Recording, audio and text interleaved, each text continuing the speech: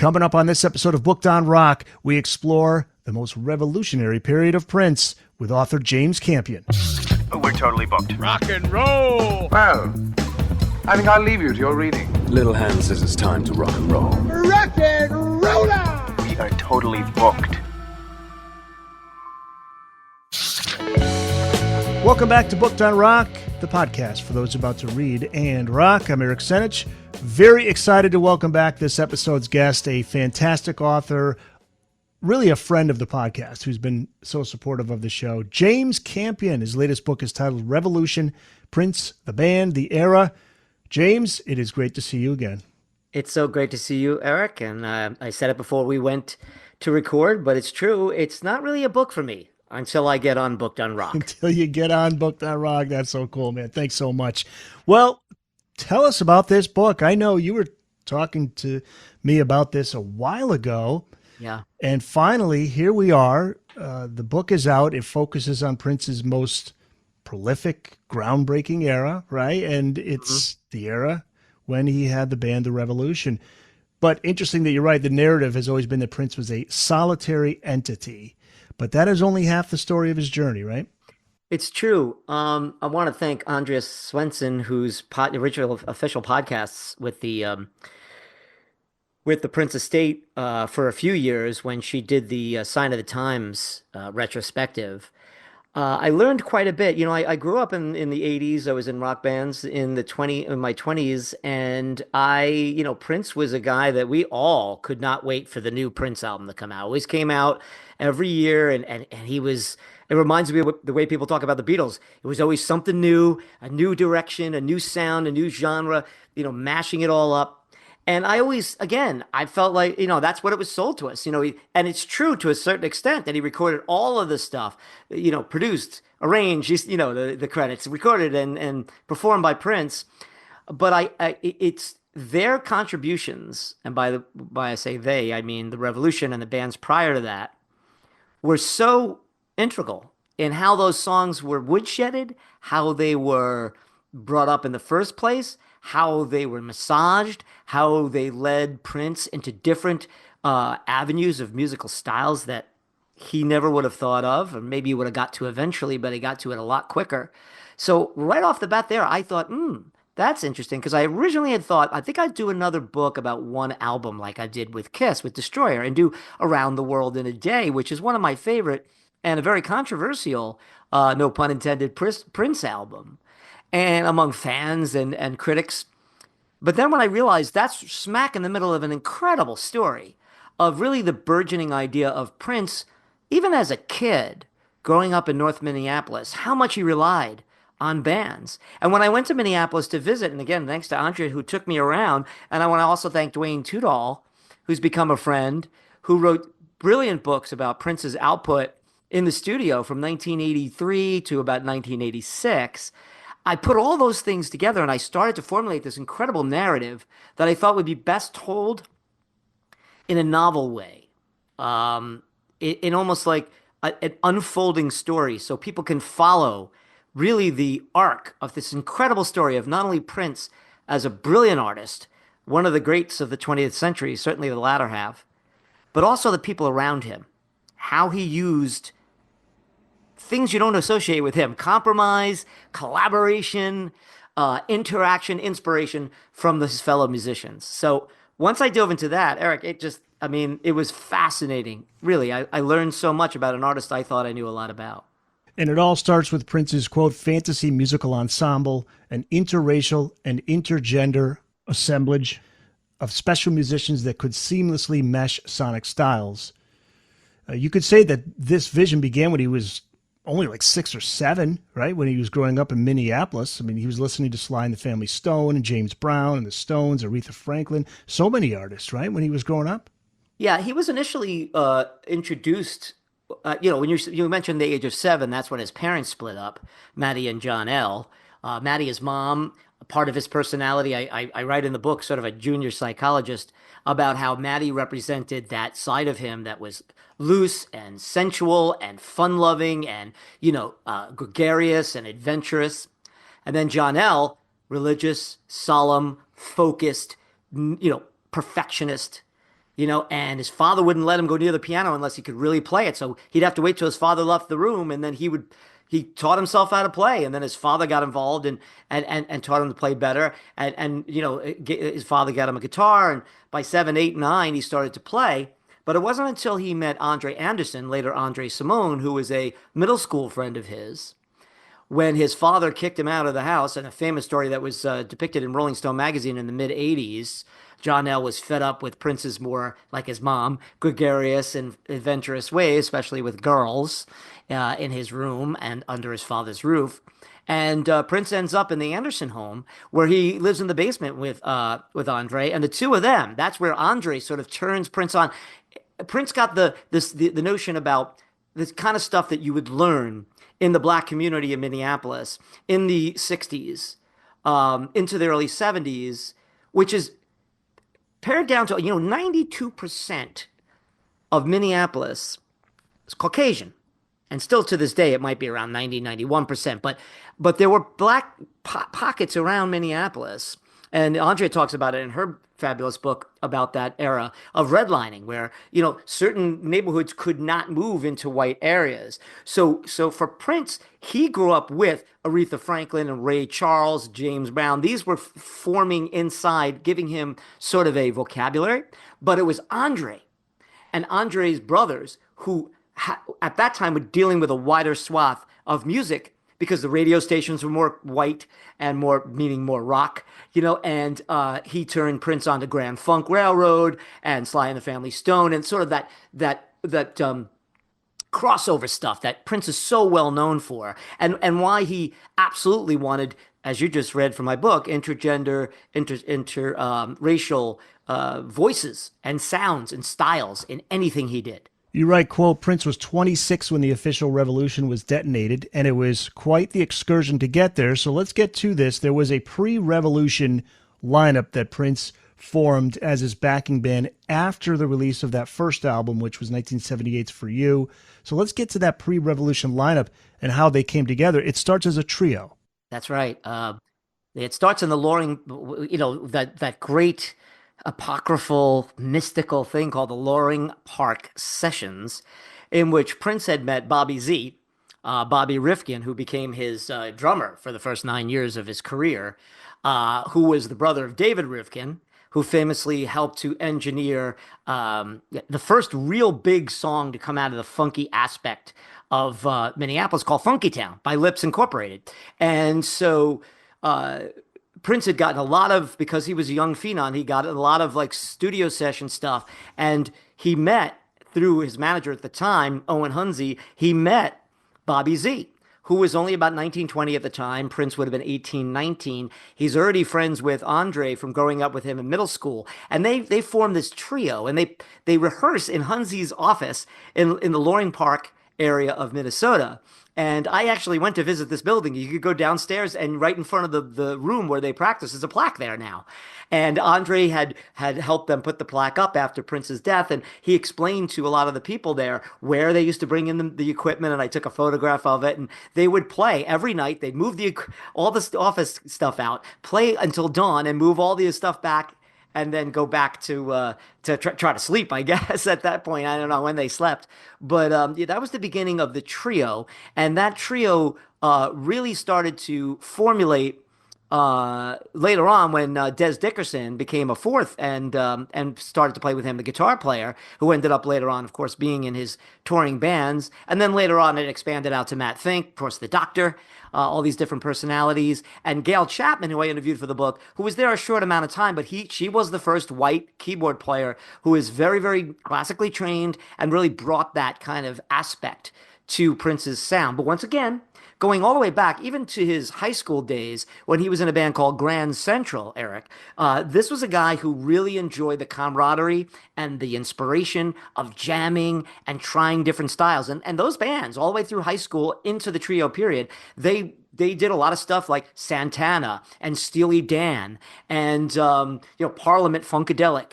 As I mentioned, Stevie Wonder and Sly and the Family Stone. They did the full they did the full gamut of type of music. Chicago, just so they can get gigs in the predominantly white areas of Minneapolis. But Warner's didn't feel that the band was ready to put them in the studio. They wanted Prince to do it on his own, essentially with the help of some of the people that they handpicked. Like the first album, you write about how they left to his own vices. He's going to be there forever. It would take him forever to finish it. I think he did 46 overdubs or something on one song. So Prince was signed incredibly. They pitched him as the new Stevie Wonder, and this guy Hunzi did a fabulous job in convincing Mo Austin from Warner Brothers to sign him. Now, Austin had signed Neil Young and Fleetwood Mac and Randy Newman. The list is long, and it's a great story, a great backstory. Is he got all these guys, Lenny Waronker and Katz, who produced Steely Dan, and Templeton, who produced Van Halen. He got all these guys in there to kind of watch Prince and say, could this kid really do this? And they all came back to Austin and said, he's killing it.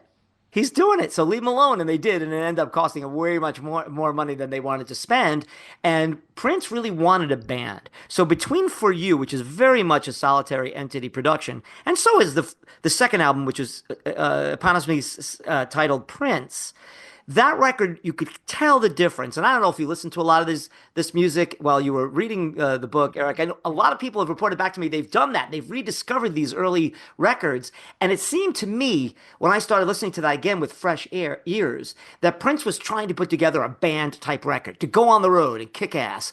And that's when he started bringing all these other musicians in. And these songs have more of a chanting quality, and more of a hybrid of disco and funk and rock and pop. So there was that great overlap that he was able to produce. But miraculously, as I said before, Warner's gave him full creative control at 19, 20 years old, which is amazing. Totally amazing. But at one point he was in New York, then they moved him out to California, but then he wanted to go back to Minneapolis. That was his home. Always back to Minneapolis. They wanted him to get studio musicians. He didn't. He played all the instruments. They wanted him to get studio cats or road cats to play, but he kept returning to that trio. He kept returning to Minneapolis, and that's where he built the band I mentioned before with Gail and Dez and Matt Fink and Bobby and his old pal from middle school. So it's really a fantastic story about a guy who did want it to be a big star. He wanted to control his own music, but he also wanted to find that gang, that tribe that he could connect to. And I say this a lot in the book, as you know, the band is family, family is the band. He felt very strongly about that. A band was more than just musicians. They had to have full loyalty at all time. They had to have his back. I write quite a bit in the book about all in. That's a phrase that's thrown around a lot in the music business and sports. But this was true of Prince. Everybody had to have the same style and the same attitude and almost the same gait when they walked. It's incredible. He just built this family from the ashes of his own family life, which didn't work out for him as a kid. Booked on Rock Podcast. We'll be back after this. When? Oh, patience, my dear, patience. Remember, absence makes the heart grow fonder. You depict that night when they first play live so clearly. It's in the dead of a Minneapolis sub-zero January night, 1979. 1 year before the dawn of a decade, Prince would emerge triumphant. That the band debuted for Warner Brothers. But here again, Warner's just didn't feel that the band was ready to enter the studio. And they all admitted that. They all admitted that they weren't ready for prime time. It was a total disaster. They played the Capri. It was only for a couple of hundred people, but all the Warner staff was there. They bombed. I call it the flop in the book. But it reinvigorated him, and it challenged him, and he knew he couldn't be stopped. And I thought he did a very smart thing. He took the band to Colorado, not Minneapolis, not New York, not Los Angeles. Yeah, this is fascinating. Colorado, of all places. All places. He goes out there, studio, all private, and he asks everybody in the band to write songs. Everybody writes songs. Bring them in. I'll write some too. Let's do a band album. Let's not think about Prince. Let's not think about Warner Brothers. Let's not think about going on the road. Let's just convene and collaborate. And they did.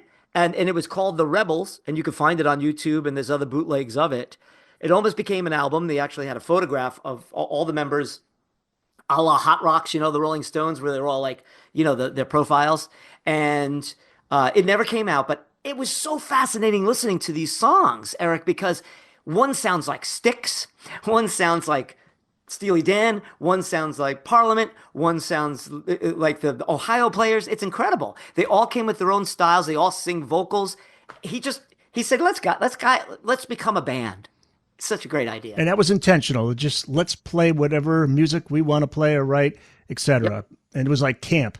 You described It really it like was. a camp. And I don't want to pass over this idea is when he hired everybody to play, Des Dickerson loved the Cars, loved Boston, loved Ultravox, loved the Generation X, which was Billy Idol's original band. Matt Fink loved Elton John and David Bowie and Stevie Wonder and hooked on Bach. Later on, Lisa Coleman loved jazz and classical music. They all brought something to the table, which continued to challenge Prince's prism and his palette so he could continue to mine those things. He was like a sponge, and he was so much a genius at taking all these seemingly disparate styles in the late 70s when there was a total isolation of music. Black stations, white stations, disco, rock. Never the twain shall meet. Different TV shows, different radio stations, different award shows. And that wasn't the case in the 50s and 60s, where there was a great meshing of African-American sounds with white sounds. But that split in half, and the music business was very, very, very extremely stringent in putting labels on artists. And Prince said from the very beginning, don't make me black.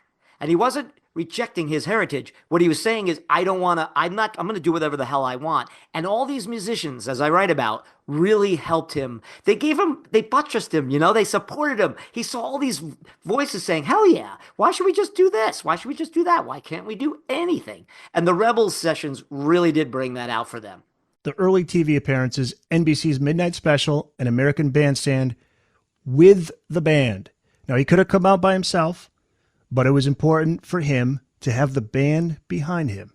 Yeah, they absorbed him and protected him. That's what they did.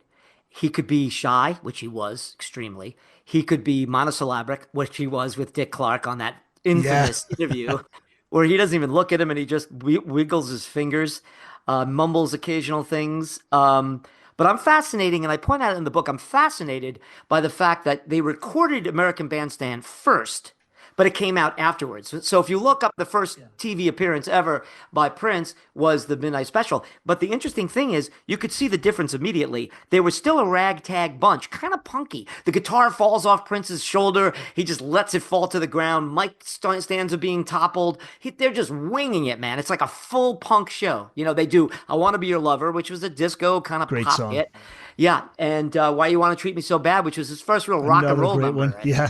And with great, guitar lead in there, as opposed to the Midnight Special, which was still Prince in outrageous costumes, sort of ambisexual, high heels, panties, garters, hair all teased up, and, the band in very much pre-'80s pastels and different styles. You could see him inventing, in a way, the '80s. But those were two huge appearances. But as you said, Eric, very smartly, and I think I put it out in the book, it was very important for his management and for him and the band to be represented as a band and be represented in these crossover places where people were not used to. Now, of course, there were black bands that crossed over. The Commodores, Earth, Wind and Fire, Parliament. But Stevie Wonder certainly opened up for the Rolling Stones and had an incredible crossover appeal. And then later on, Michael Jackson and Lionel Richie. But with Prince, he was going deeper. He was going in the rock clubs. He's playing in the Ritz and the Bottom Line. And, he's playing out in the Roxy at L.A. None of these acts I'm talking about ever did that. Prince took those so he did the band thing, the kind of thing you have to do no matter what kind of band you are. I always wondered why here in Connecticut, he was never on any of the rock stations. He would be on Top 40 only. Not until the Rock and Roll Hall of Fame appearance where he plays While My Guitar Gently Weeps did rock and roll fans suddenly wake up. It's like, whoa, oh, this guy, wow, he could play. Like, yeah, he could always play. He always could. And I think from the very beginning, and I talk about it in one chapter about lineage, and I think very much so, and I don't believe I'm the first to think this, but I put it very, very, I underscored it quite a bit. Prince was trying to return rock and roll music back to the originators, the Little Richards, the Chuck Berrys, the Fats Dominoes. They were sort of left out, when rock and roll became rock in the late 60s and 70s, became more of a white, and even somebody like Jimi Hendrix had a hard time crossing over himself, one of the greatest, if not the greatest guitar player of all time. And we mentioned Sly and the Family Stone, that was a hybrid band, intergender and interracial. But Prince was trying to do that from the very beginning. I'm fully convinced of that. And by bringing guitar leads in and other things, and I think that Rock and Roll Hall of Fame is very important for that reason you mentioned, Eric. But also, I love the fact that he dresses almost like a Chitlin Circuit 1958. He's wearing the red pinstripe suit with the bowler hat. He goes out there with all these famous rock and rollers, white guys, and he plays one of the greatest solos ever, which has every sort of trope that you would have seen anybody play on the Chitlin Circuit. It's almost like his final, which is incredible. I think he was inducted that night, and he's saying, "I'm at the Rock and Roll Hall of Fame. Don't forget who invented this stuff." And in a very, very cool and total Prince way, because he spoke through his music. And he was very influenced by a lot of the New Romantics music, the second British wave that came out of Britain in the early 80s when he traveled there in 1980, I think, or 81, 80. And he always incorporated, whether it was Gary Newman or Kraftwerk or, Todd Rundgren, Joni Mitchell he loved. So he was constantly infusing a lot of that music into his music. And yeah, it was tough. It was tough, as you know, for anybody playing, who had black skin. Forget about what styles you played to get on MTV. David Bowie famously, petitioned them and challenged them. And I think it's a great triumph that MTV covered the premiere of Purple Rain just a couple of years later. Here was a station that wouldn't even play black music, and now they were celebrating maybe the first ever black musical with a lead that was a heroic figure. Absolutely. Now, Gail Chapman is somebody you spoke with. She was in the band, but not long. Her leaving the band was, as you call it, a watershed moment in Prince's career. What was her reason for leaving the band, and how was it a watershed moment for Prince?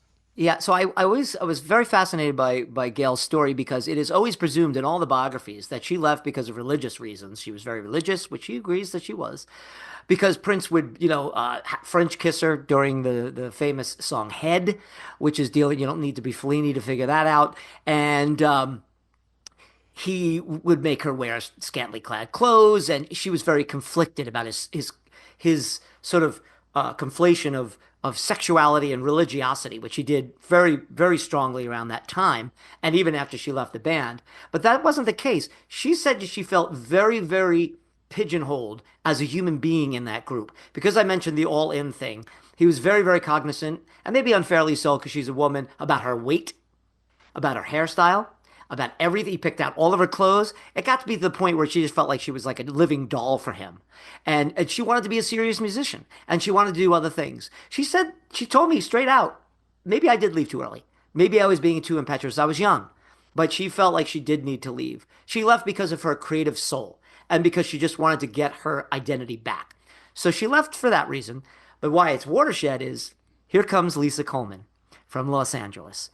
Child of a wonderful musician who played with the Wrecking Crew and played on the Beach Boys records and all other records, and also a woman who was steeped and grew up with seeing the Jackson 5 at a barbecue, and Rita Coolidge used to babysit her, and she would just see Sly and the Family Stone come walking down the street. So she was fully already steeped by the time she met Prince in the music business. She finds out he needs a keyboard player.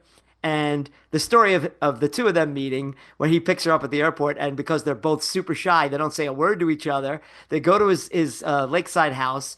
He points at the piano without saying a word. You can almost imagine this. She sits down, and of course she's nervous. According to her, he goes upstairs to call management and tell them, "This is not going to work out, man. This woman hasn't said a peep to me. I don't know anything about her." Then she starts playing this Mozart piece. And Prince jumps up, hangs up the phone, grabs his guitar, runs down, and she says from the first chords, they connected. How did they connect? Not from talking, not from arguing or sexually or philosophically or spiritually. They connected through music. She goes, from that point on, I was a sister, and I followed him anywhere he wanted to go. And he said the same of her. She is my other side.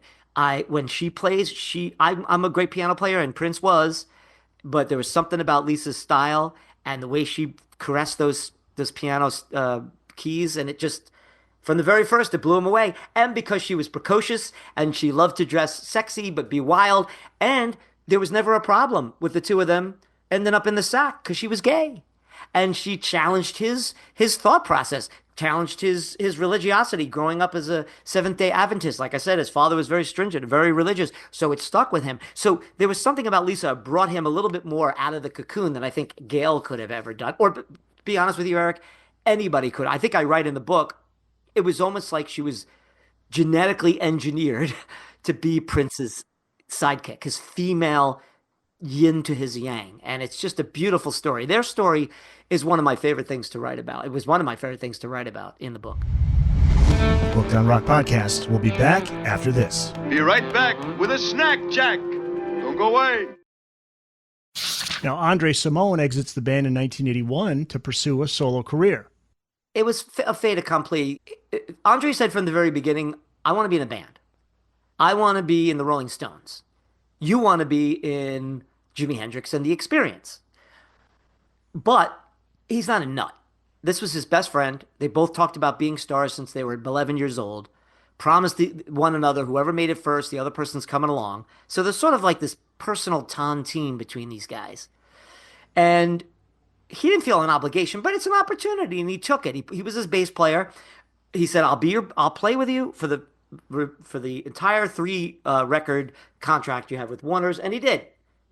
He played all the way through the famous Dirty Mind tour, through all those clubs I was talking about, rock clubs, disco clubs, funk things, but he always really wanted to go off on his own. And also, this should not be forgotten, and I talk about it in-depthly in the book.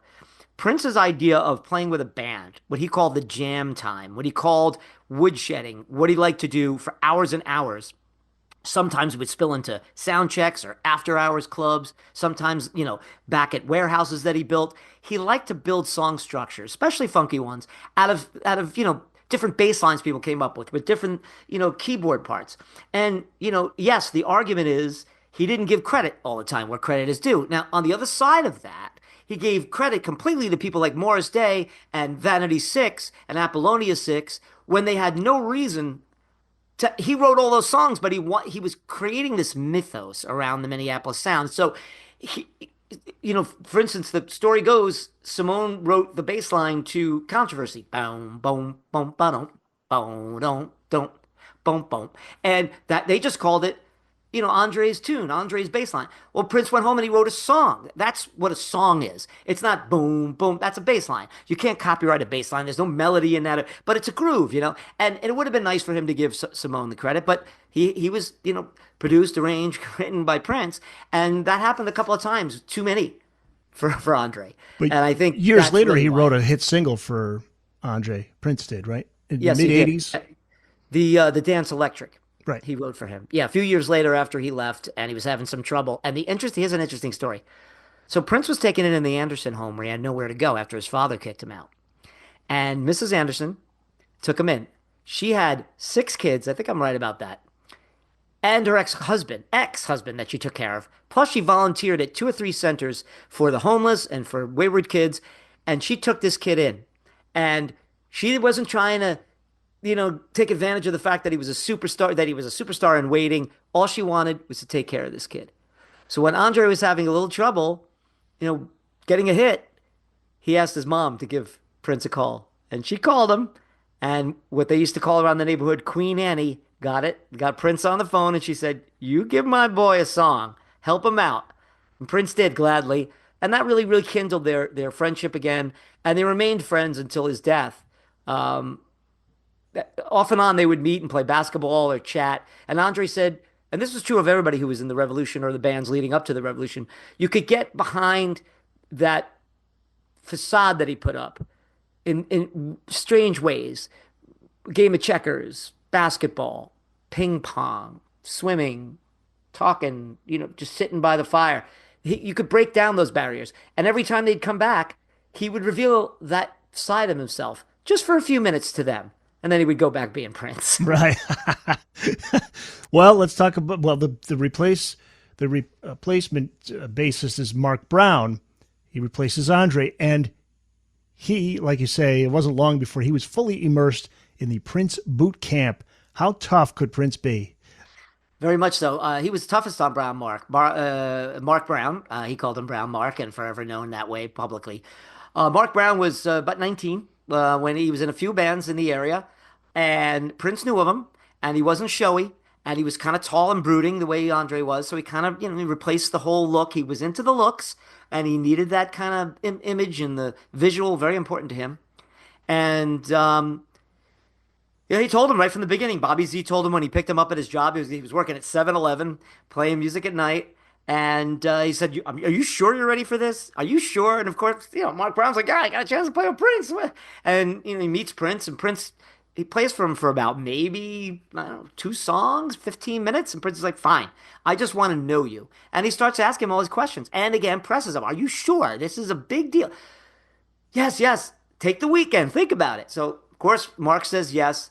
Comes to the first rehearsal. He listened to all the songs all night, didn't sleep, all the songs off the first couple of albums. Goes in, he's playing. He's about 10 minutes into this first jam. Prince kicking him in the ass with his heeled feet. And why? And Prince is going, play the bass. And Brown Mark said, "Isn't that what I'm doing?" So he sends him home.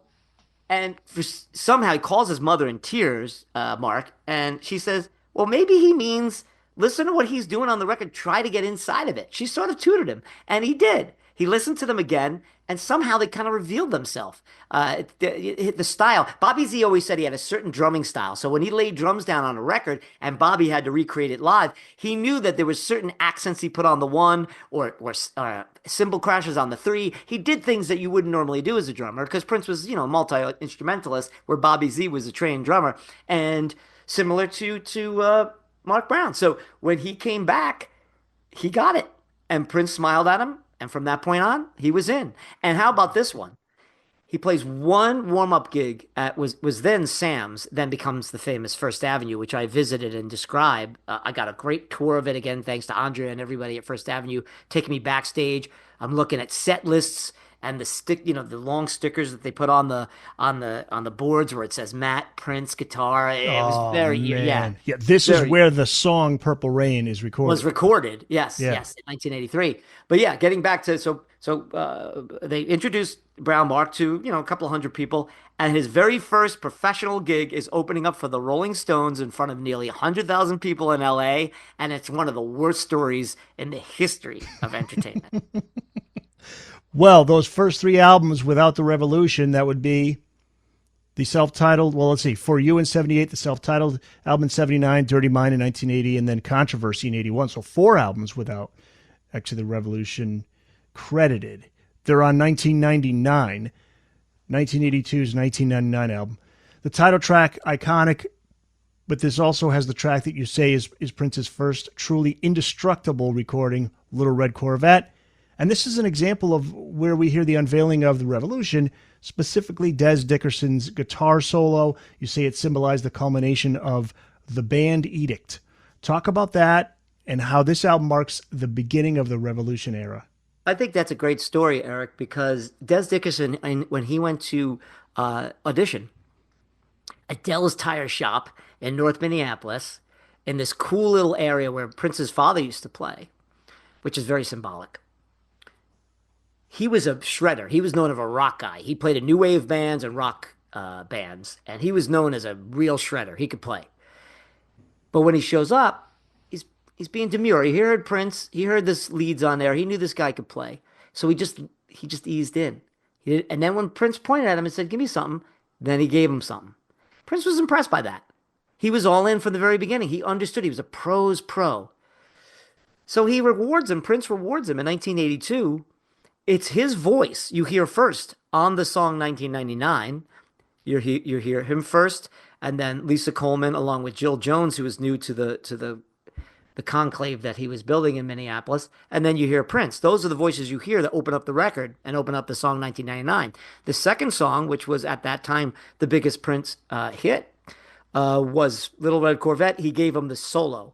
and he let him solo, and it's an iconic solo. I think it voted in the top 100 guitar solos from Guitar Player magazine, blah blah blah. But that's Des Dickerson, and that was a way for Prince to reward him, as he would do with, say, Matt Fink, who came up with the Dirty Mind title track keyboard part. Prince plays it on the record, but he gives, Fink credit, and he gave the wild solo, and he kills it on the song I mentioned earlier, Head, on that record. So he would give little baubles like this to the band and make them feel part of the recording process, even though it was 98% him. But 1999 is very much, to use your word from earlier, a watershed moment for Prince, because all the tracks are about 6, 7, 8 minutes, 9 minutes long.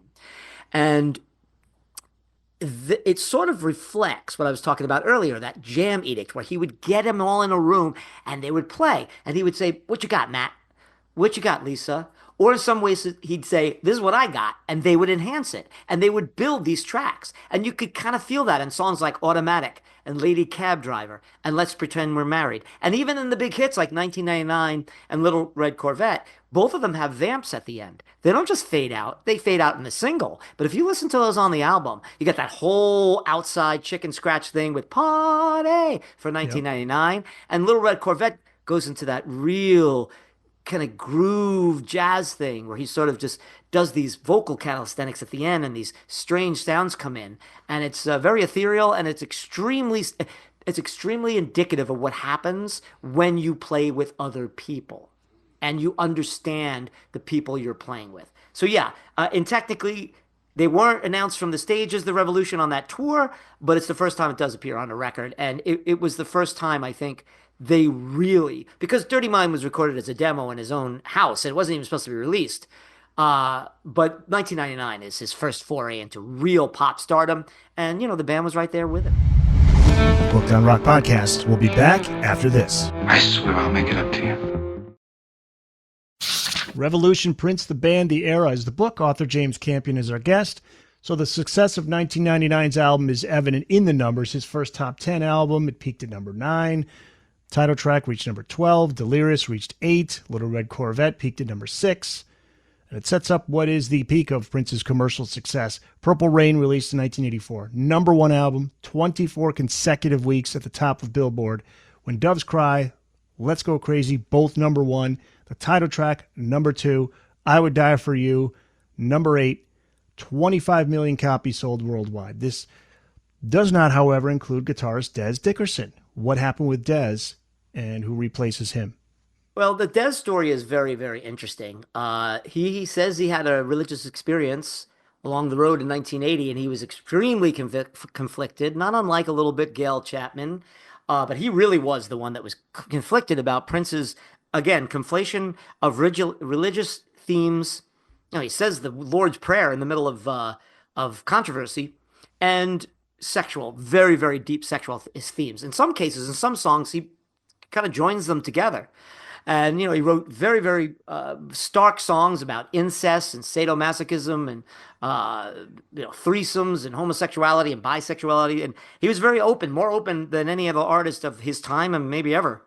And so he was conflicted about that, Des. But also Des really wanted to be in that club rock band, just like Simone. He wanted to.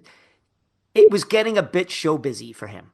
I think I call one of the chapters Showbiz, and it was just everything choreographed, big shows. Prince started to incorporate the LM drum machine into the show. So poor Bobby Z had to learn how to play drums, acoustic drums with the electronic drums, with all the backing tracks. It was a lot for Des. And I think he just started to not show up to rehearsals or be a little petulant. And Prince started to see that, and that doesn't fly in Prince world. But because Des was almost like an older brother figure and really helped him, and I mentioned earlier about that Rolling Stones show that they opened for, the first Brown Mark show, we didn't get into that, but it was such a disaster. They were booed and they were throwing garbage at them, and Prince went home. But it was Des Dickerson, not Mick Jagger, not the any of the people that ran the whole thing could get Prince back on that stage, but Des Dickerson did.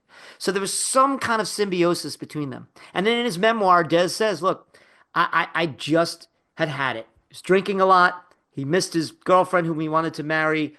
He had this religious experience, and he couldn't square it, what was going on with his lifestyle. And so he's sort of squeezed out. Well, he leaves on his own accord, and Prince tries to help him in the music business, as he did with Andre. But once again, it's just like this weird. That's why I say, I wrote it in the novel style, because it's almost like a Greek arc. This guy he always fell backwards into stuff. Here comes Wendy Melvoin, 18 years old, wonderful, instinctive guitar player. Then another daughter of a studio cat who played with Tom Waits, the Beach Boys, played on tons of stuff. It was in the Wrecking Crew too. You can't make this stuff up. And she's right there. And she's Lisa Coleman's lover. The two of them grew up in LA, and now they're together, they're partners, and she slips right in, and they love her. The band is completely revitalized by her presence. The whole Des Dickerson thing, which was kind of a bummer because they loved Des, but he was such a dour figure towards the end that it just worked out famously. And of course, it's Wendy and Lisa from there on in. I love you talk about Prince carrying around a purple notebook with movie ideas in it for months. Now, you say the film's music, Prince leaned on the revolution more than ever before for the film's music. Talk about that. Yeah, that's funny. People always refute the purple notebook story, but I won't let a good story. Oh, yeah, you can't. That's too good. But yeah, clearly, I mean, they are the stars, just like him, of the movie. He made sure they were in there, as my good friend Rob Sheffield, who wrote the foreword to this. I love you, Rob. He pointed out in his foreword, he didn't have to put those people in that movie. He didn't. Could have been all about him, but he wanted it to be about the band, and he wanted it to be about the time that's in there, and he even put Des Dickerson in there and his new band, the Modern Airs, after Des left. So it was an all-inclusive sort of family is the band, band is the family. But as far as making the music, yes, they played all that. He wanted that stuff to be live, to sound like a band. It had to do it to work in the film, but also to work in his new persona as a rock god. He went from sort of underground, sexual marauder, sort of the person that runs on the fringes, an experimentalist, an explorer of sounds and styles, right down the middle to 1999, big star on MTV, and now he's going to have his own film and control all of the narrative. He's going to tell his story, even though 80% of it is total bull, but he's going to tell it in his way, make his myth, and he's going to include them. And in order to do this and pull it off, I think I read, the last 40 minutes of that movie is just music. And it's incredible. And people would cheer in the theaters. It was like a concert. And the band had to be great, and he had to make those songs live. So they recorded Let's Go Crazy live. And as you mentioned earlier, in a show on August 3rd, 1983, they recorded a live show at First Avenue, I Would Die for You, and Baby I'm a Star. So they recorded those two, and then they recorded as an encore that night, The Purple Rain that you hear on the record. And that only works if they do it as a band. And it's the first record that says The Revolution. And if you ever see Purple Rain today, and I'm sure there's some human beings somewhere breathing that has not seen this, but if you haven't, put it on before the lights go up. When the Warner Brothers label fills the screen, you hear the guy say, "Ladies and gentlemen, The Revolution." Not Prince and the Revolution. Mm-hmm. That's pretty damn cool. Booked on Rock Podcast. We'll be back after this. Okay. Come back soon, okay? I mean, you know where we are. Tell your friends. Andrea Swenson was on this podcast to talk about the book she wrote, the 40th anniversary of Purple Rain. And I believe she was the one who was talking about at the end of that song, because the song was so new, the audience wasn't sure what to make of it or how to respond. So they inserted Minnesota Vikings crowd sounds at the end. So when you listen to that, that's you're hearing an audience at a Minnesota Vikings game, part of it. It's funny too, because there's something about the end of that song and that record, Purple Rain, where just hear Matt and Lisa just fluttering, making rain sounds. Oh. And you could just almost hear people just kind of talking and leaving the building.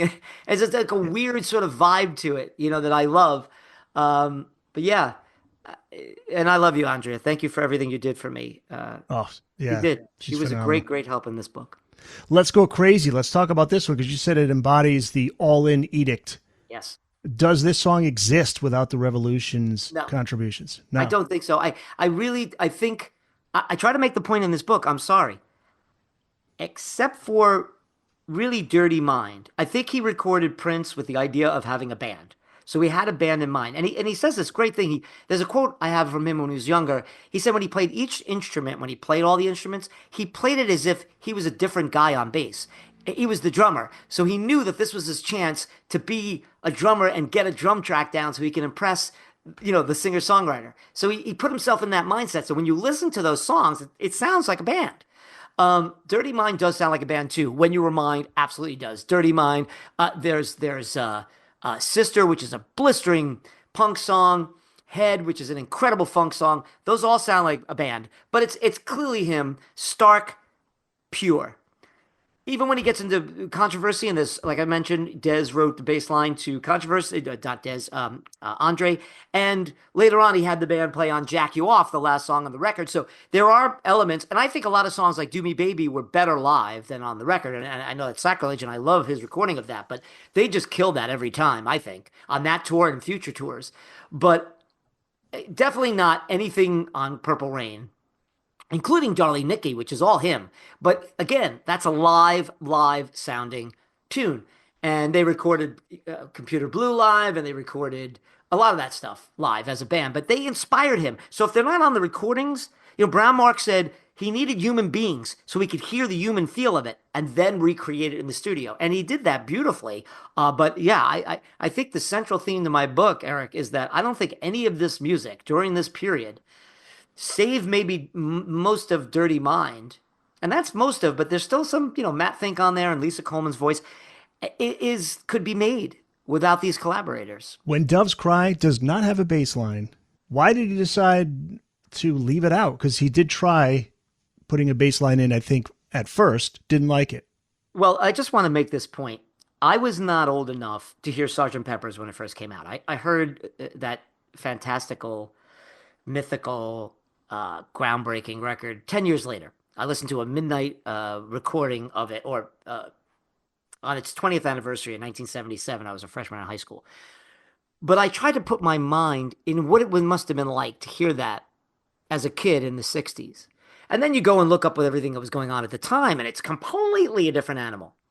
But I was alive for When Doves Cry. And let me tell you, nothing sounded like this. Nothing. It was completely an original thing. But it had what? Rock guitar at the beginning, classical piano at the end, sort of soul, Motown trills on the piano. The backbeat was very much in the style of soul and funk at the time. So it wasn't completely, as I'm saying, out of nowhere. But all those things meshed together. How he put that together is extremely original. And it's extremely biographical. Talks about his relationship with his mother and his father in there, which is exactly where it was when he was a kid. And his fear of becoming like them, which he had a lot of them in him. And the fact that it had to be stark and almost cold, but right in your face. It had to hit you. And it did. It hit all of us. It was huge. Biggest song of the year, 1984. And the bass line for him just warmed it up too much. Yeah. And it had to go. That's how brilliant he was as an artist. Yes. Just the thought that that crosses his mind, because just this is unthinkable for a dance song, a pop song to not have a bass line. Yeah. So the guys in the Revolution must have been like, what are you doing? Well, everybody was. Everybody was. The only person who supported him was Magnoli, the guy who directed Purple Rain. Because when he put it under the montage, because that wasn't in the record till the end. So Prince had already moved on and was doing stuff for Around the World in a Day. That's why it's got such a sparse and wild and wide sonic spectrum. Because all the stuff was already in the can for Purple Rain. But Magnoli came back to him and said, hey, listen, Albert Magnoli, he's like, I need this tune for this montage that has Prince regretting all these things he's done in his life, so he could get redemption and then go on and win the girl and impress the First Avenue crowd and all that stuff. And so Prince went back and did this, which is incredible. He did it on command and he did it brilliantly. And when Magnoli put it into the film, it worked. He got Prince's idea. So management, band members, friends, family, other music, nobody got it.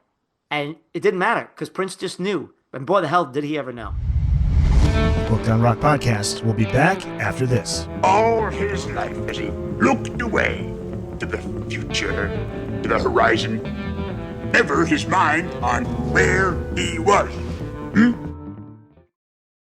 Find the Booked on Rock website at bookedonrock.com. There you can find all the back episodes of the show, the latest episode in video and audio, links to all of the platforms where you can listen to the podcast, plus all the social media platforms. We're on Blue Sky, Facebook, Instagram, TikTok, and X. Also, check out the Booked on Rock blog, find your local independent bookstore, find out all the latest hot rock book releases, and before you go, check out the Booked on Rock online store. Pick up some Booked on Rock merch. It's all at bookedonrock.com. The global success of that film and the album, that it put Prince on a level of fame that few have reached. I mean, talking Madonna, Michael Jackson level. You could say Taylor Swift nowadays. Yeah. What effect did the pressures of that kind of fame have on Prince and the family unit that was the Revolution after Purple Rain? Yeah, well, great question, Eric. And I know I write quite a bit about this in the book, and thank you for reading it, obviously. But I should say one thing, and you'll get it. Only the Beatles and Elvis Presley have ever had the number one song, the number one album, and the number one movie in America at the same time, except for Prince Rogers Nelson. So already, that's biting off a lot more than you could chew. And Prince wanted to be a star since he was in middle school. And he planned it, and he massaged it, and he erected it, he manipulated it, he did it all. And he brought his troops with him. The only problem with that is that Prince is a restless, and I talk about it all the time, constant evolving being in his spirit, in his art, and everything. He could never stand stasis. And when you do a movie and you do all those songs, Bobby Z said, those songs are so perfected because he had the time. Up until then, Prince put out a record every year, and he would do so for the rest of his career, except for 1983, because he was working on the movie and the soundtrack to Purple Rain, and all the videos that came along with that. So he was already feeling a lot of pressure. And it was a slow-moving train, you know. At first, they put out When Doves Cry. Oh, it's got no bass line. I don't know about this. Bam, number one everywhere. Huge, biggest single of the year. Here comes the album. Oh, I don't know. He's a rock. He's going to lose some of maybe his black audience. Bam, number one, all over the place. Then the movie comes out. Well, who the hell is this guy? Who the hell is Prince? What right does this guy have to put his name at the top of bam, number one movie in the country? So it's all coming way, even though he's built it up, it's way fast. And it's making him feel like he has to be the kid character. And I'm sorry, a whole generation of people are going to remember him from that film as that character. And that was his doing. But it was too much for him. By the time he goes on tour, he's already recorded almost the entire Around the World in a Day album, which is the one after that. And he's already recorded an album for The Time, for Sheila E., all these characters around him. He's way ahead of the thing. And now he's got to be this character he was a year ago. And that is torture for Prince. And it really showed throughout the entire tour. At some point, he just quit. And he told the band, that's it. I'm going to look for the ladder, which is a song that he wrote with his father about heaven and everything that was recorded a couple of days before with the Revolution while they were on the road. And when everybody asked him, what the hell does that mean? He said, well, you know, sometimes it snows in April. So he really didn't have any answer to this. But the pressures just crushed him. And no one could understand it. And he started to isolate himself more and interact with the band less and not be on the bus with them, looking at tapes of the concerts and not joking around. And because they were such a close-knit unit, and for a while, because Prince was dating Wendy's sister, Susanna, he kind of lived with Wendy and Lisa there in their place, and they'd get together in this warehouse, and it was like a club, you know? They did everything together. They played sports together, and they went to movies together, and now he was isolated and he was a big star. We've seen this story a million times. It's like the story of every biopic ever written, but it's true in the case of Prince. But it was because he was such a restless, creative soul. He couldn't take just Purple Rain for 2 years, and he had to do it. He had to get all those singles to be in the top 10, to get all of those human beings to come see that movie, to be the biggest tour of 1984 into 85. He had to do it, but he hated it. He wanted to do something else immediately. He was asked to be part of We Are the World. He said no. Why did he decline? Well, I think that anybody asking Prince. Now remember, this was not well-known information then, but in my research, you're going to ask a guy who's never been produced. When he was 18 years old, he was his own producer. He's going to work for Quincy Jones now. I know he loves Quincy Jones, and Quincy Jones is a master, but that's not going to fly. He never sang in front of anyone. How he always sang was microphone hanging above the board. He would kick the engineer out. He'd kick everybody out and record all his vocals by himself. Never recorded a vocal after the age of 17 with anybody in the room. That is amazing. Now he's going to sit with 46 people and sing a song written by another person? That's never going to happen. And he's going to sing a song by Michael Jackson and Lionel Richie. He's never sung a song in front of anyone since he's 17 years old, and he's never sung another song by another artist except for A Case of You live, and only once by Joni Mitchell. So you're going to put Prince, who's never done the three things you have to do to be on Wheel of the World: sing in public with other people, sing another person's song, and just show up with all those people. It's completely against his psychology. No, that backfired on him because people probably thought he was looking down at it, like, this is not worth my time. And that's not what it was. In fact, he offered something to Quincy. He said, let me record something here and I'll send it to you. Yeah, like a guitar. He said, let me go to a different studio. But that was what they were trying to do, camaraderie. Leave your ego at the door. Prince had an ego that was embedded in his psychology.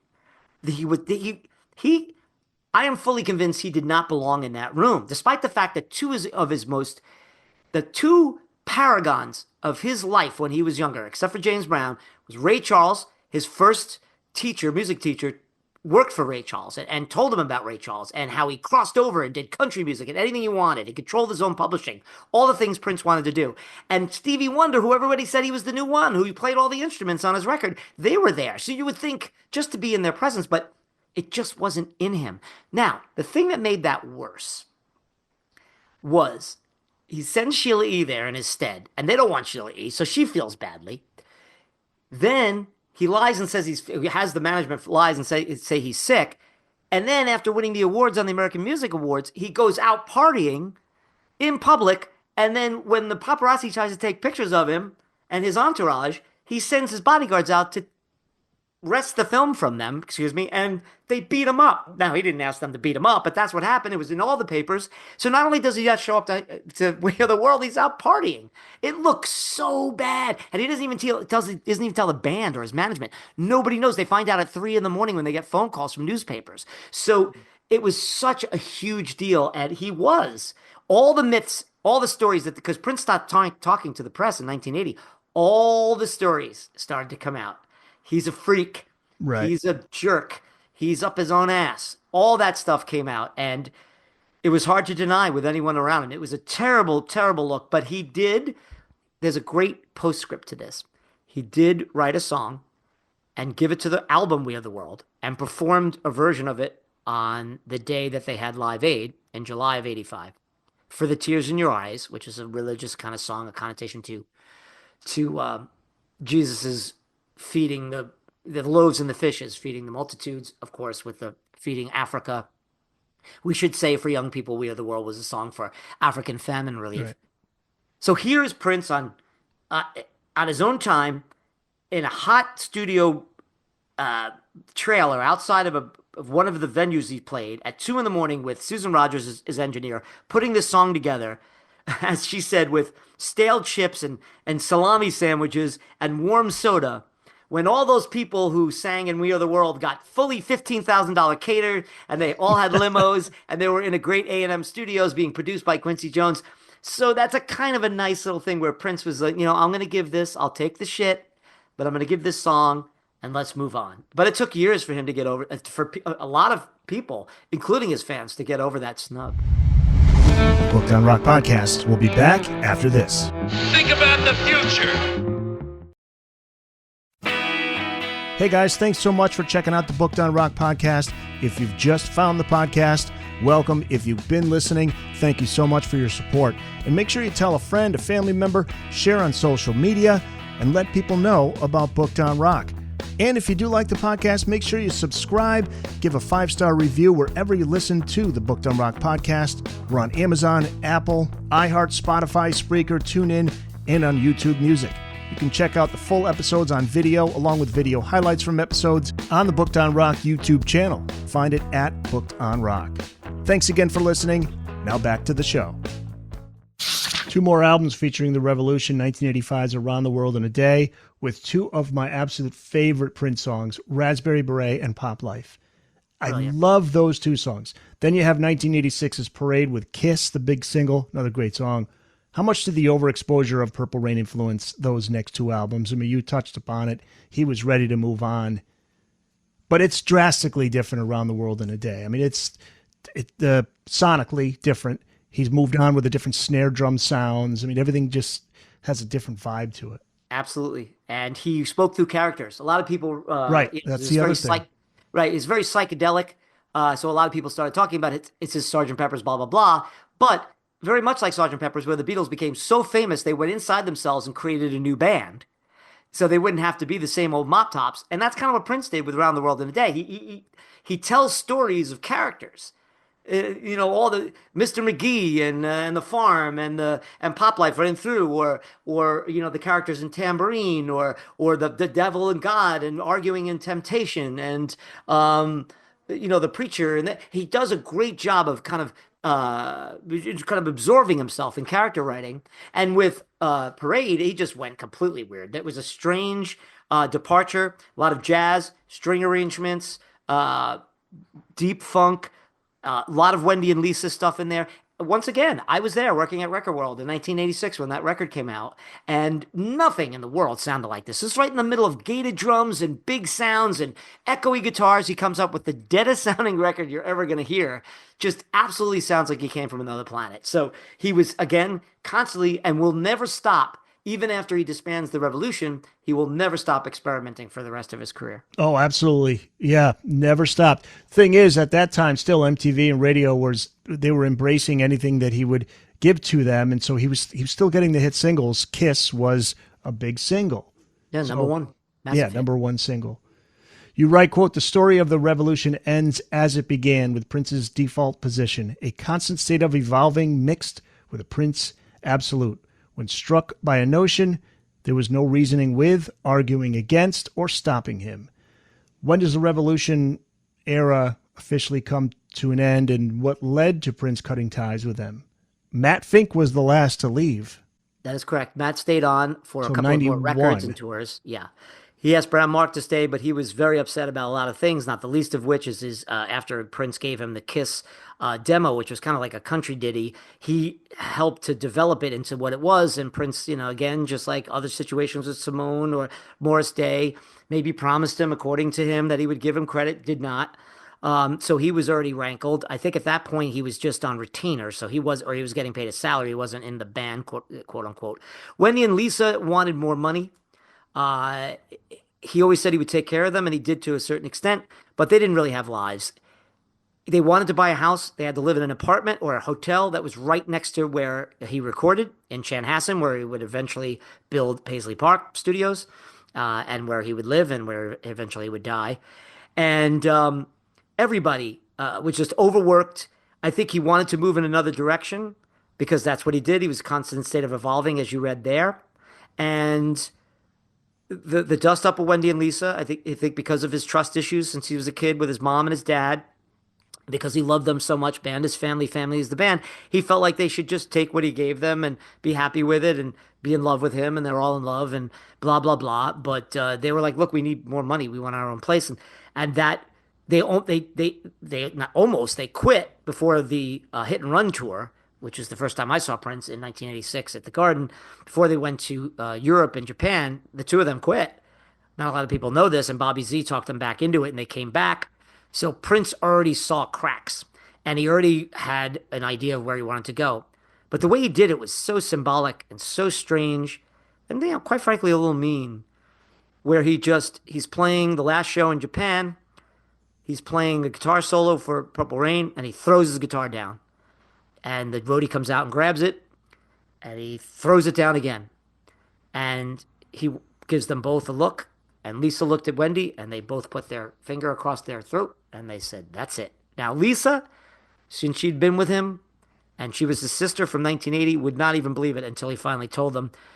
But to his credit, he went to visit each one of them, and he talked to them and told them what he wanted to do. He called Bobby his brother, and he could never have done it without him. And he asked Matt Fink if he wanted to stay, and Matt ended up staying, but was still very upset that his family had left. But yeah, that was the end of the revolution. It was announced by Joni Mitchell a couple of months later publicly, and we were all as fans just shocked because you could see the progression as each record became more and more ensconced in that style.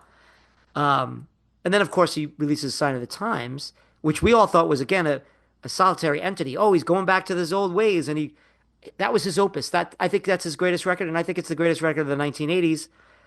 But probably 70% of those songs were written with the help of Wendy and Lisa and Brown Mark and Matt Fink. And they were on a lot of those. He took them off because he wanted to start fresh. And again, maybe a little mean-spirited, a little myopic. But yeah, that was the very, very sad ending to a great era. Well, I wasn't going to finish with one more question, but I'm going to sneak in one more because I'm really curious now, after you said that, what do you think of his music post-revolution in the 90s, in the 2000s? Didn't seem to get the attention that it did back in the 80s. Yeah, no, Eric, it was great. I was a huge fan. I saw Prince play about a dozen times over the years, never missed him. Loved all those records for whatever they were. I wasn't a huge fan of Graffiti Bridge. I thought the Batman thing was okay. At the time, I was like, what is he doing? But then later on, that album actually grew on me. Absolutely adored Love Sexy. That was one of the greatest tours I ever saw. I did it in the round. Sheila E. on drums, Levi Seesaw on bass. Brilliant band. I saw his Nude tour, another brilliant band. I love the Symbol album. Absolutely. I think Diamonds and Pearls has got to be in his top 5 albums of all time. Just about to say that, yeah, that's with the New Power Generation. Brilliant. The song Diamonds and Pearls is beautiful. Cream's on there. Yep. Great album. So I love all that stuff. But I concentrated on this for 2 reasons. When Prince died, I was asked to do his eulogy. He died on a Thursday. My deadline was Friday. So I just regurgitated a couple of thousand words. And I noticed that most of what I wrote about was my 20s in the 1980s. And not because Prince was very famous then or because I'm a white guy and he played a lot of white crossover music, which I think a lot of fans who are African-American or maybe may feel that way, please don't. I wrote about it because in many ways when Prince died, it was like when John Lennon died for people in the 60s. It's like my youth died. I realized it right then. Sure. It's gone. It was already gone. But now that he was gone, he would never play Purple Rain again. It really hits home. And I find that, as you said, he was the center of the universe. If he wasn't, he was knocking on the outside and changing the paradigm of pop music. Race, gender, styles. He was so important, Eric, to the music business, to the way we evolve as a country, and a culture, and politics, whether sexual, racial, all that stuff. He was so important. He never was that important again.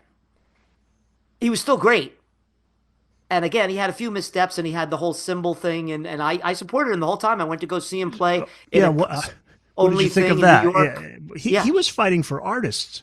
Yeah. As much as he was fighting for himself. Again, people read that the wrong way. People read that as if he was being arrogant and conceited, but he was basically saying, look, artists are getting ripped off here. They are. The slave written on his face, right? They were slaves. Slaves to the label. It was a little much for some people because he's a multimillionaire. But that's him. That's Prince. But controversial. Yes, and he always said, right, he never does halfway measures. But he always said, and I write about it in the book, he always wanted to release as many albums, that's why he had other bands like The Time and The Family. We didn't get a chance to talk about that. But incredible. Because he couldn't do it. They wouldn't let him. It's too much. You're getting oversaturated. They always use those music marketing terms. But he didn't care. He wanted to create. He wanted to keep going, evolving, moving. And you couldn't convince him otherwise. So triple albums, double albums, all over the place. So yeah, he was still experimental. He was still raising eyebrows. He was still tilting his head. It took him a while to embrace hip hop, but he finally did, and he did great things with it. But he will never, he was so, and that's why, let me just finish with this, Eric, if I could. I wrote this book for other generations. The older I get, the younger people are. I do this tour in the East Village for the punks, for the punk 70s tour period for these high school kids that are in a private school called Pingree here in New Jersey every spring. And I love it. I love all the professors. I love the kids. But I can't say the Clash.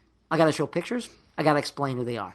I got to explain who Blondie is, the Ramones. Never in a million years did I ever think I'd have to do that, but of course I do. I'm 62 years old now. I'm going to be 63 in a couple of days. There is a lot of things have happened since then, and I try to keep up with it, writing for music, for magazines and stuff like that. But people forget. I've asked 20 somethings. Prince, what do you know about him? Oh, yeah, he's a guy who he had songs. He was in a movie. They have no idea. I hope I this know. book, I hope this book will show them how important and how huge and how influential and paramount his career and his music, and how important the revolution was to him. Well, yeah, and I was going to finish by asking you about the Sometimes It Snows in April segment there. That personal experience for you. All right. A good way to sum up the memory of Prince and his time with the Revolution, if you could just share that story of your visit to Paisley Park. Yeah, if you haven't been, you should go. And I got to go with Andrea, whose name is in there on the plaques, and she helped. And she went to visit Prince when he was alive there several times. And she was very pregnant at the time with her second child, and everybody's doing great. But she was very emotional, and it made me emotional. And you go everywhere around in there, and you go to a studio, and they play you snippets of Prince songs. And the sound system is so good, and they're so clear because they're not like finished mixed versions. You feel like you're in the room with them. And they play a verse or two of Sometimes It Snows in April, which he recorded on the date in 1986, in which he will die in 2016, 30 years later, which really hit you in the chin. And to hear Wendy and Lisa joking around with him before they start, and then they start doing this beautiful, gorgeous song about death and about April, where the month he died, in the very building in which he died, is a lot to take in. And then standing next to his friend, who missed him very much. So it was a very emotional period, a very emotional journey for me. And I'm so glad I got this book out. And I'm so glad I get to tell these stories and talk to you, Eric, because nobody takes me through my timeline of my books better than you. Honestly, you I read the books, appreciate that, man. You Thank take you. me through it, buddy, and it makes me relive it. And I hope, of course, I hope to sell books. But I just want people to realize that when I write these things, it takes me 2 years of my life and then a year for it to come out with the publisher, between the covers, art, and the buying rights for this and that. It's the one joy I get is that I could effusively tell the stories of great artists that I love and maybe share that with some people. That's all. And this book is out there forever now. Somebody could be discovering this book 10 years from now, 20 years from now, 30 years from now. Yeah. So that's Thank the thing. Revolution, Prince, the band, the era, out now. Find it wherever books are sold. Look for it at your nearest bookstore. And you can always find your nearest independent bookstore at bookedonrock.com. And people can reach out to you, James, online where? You are a social media monster on Instagram mostly, I think, right? That's your go-to. I love that Instagram. Yeah, at James Campion on Instagram, at Fear No Art on X. I just joined that Blue something. Blue Sky, yeah. Blue Sky. You on there? I gotta hit you I up. am. I got it. I have like 5 followers, so Yeah, I me could too. use the support. I'll follow It's you. a slow build. Yeah, and then you could find me at James Bartolomeo Campion at Facebook, and there's a Facebook page for Revolution, and jamescampion.com, where you can read all my writings and the Prince eulogy if you'd like, if you listen to to this podcast, which everyone should. And you could also order a book from me directly. I will sign it to you and mail it out to you. Unfortunately, Eric, I should announce, I used to offer free shipping, but shipping costs and material costs are like everything else are through the roof. And I just can't. I mean, it's killing me, my bottom line for the books, because I don't get free books. I only get 5 comps. I buy the books at that price, and then hopefully I get a couple of bucks out of it. But at least I get to sign them for people. People ask me to write little inscriptions in there for their birthday. This has been a great one. A lot of people for their birthday, their wife's birthday, and they want me to write all this stuff about song lyrics. Yes. It's just a joy to do, really. I asked you myself. My Yes. nephew texted me, and he says Lisa's stepdad is a big Beatles fan. And I was wondering if you know any authors that can maybe sign a book.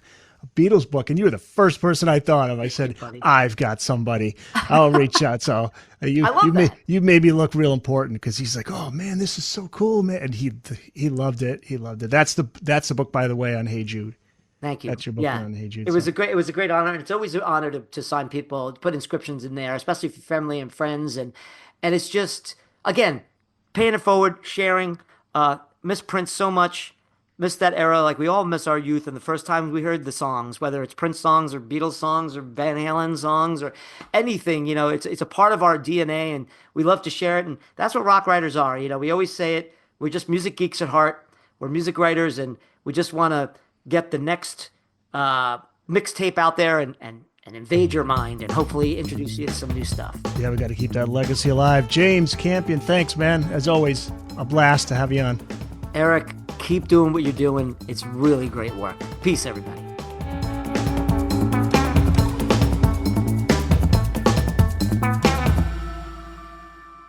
That's it. It's in the books.